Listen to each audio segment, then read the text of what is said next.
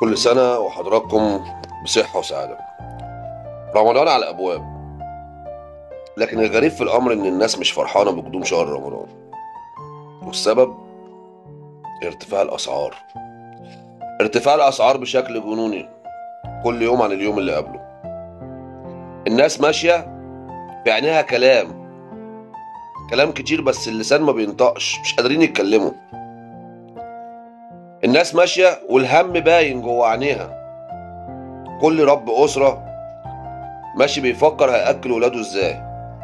تخيل أكل بيضة ب5 جنيه، كيلو فراخ ني ب90 جنيه، كيلو بانيه 185 جنيه.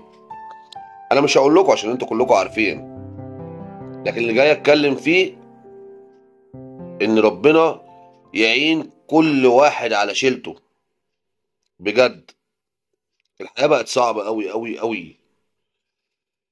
الناس مش فرحانة، الناس مش فرحانة، بقى كل واحد عنده من الهم اللي يكفيه. شهر رمضان داخل وموسم، والناس مش معاها. الناس خايفة، كل راجل خايف غطا الستر اللي ربنا ستره بيه يتشال من عليه، لان هي ماشيه بستر ربنا. محدش مرتبه او دخله مكفيه، ربنا بس اللي ساترها.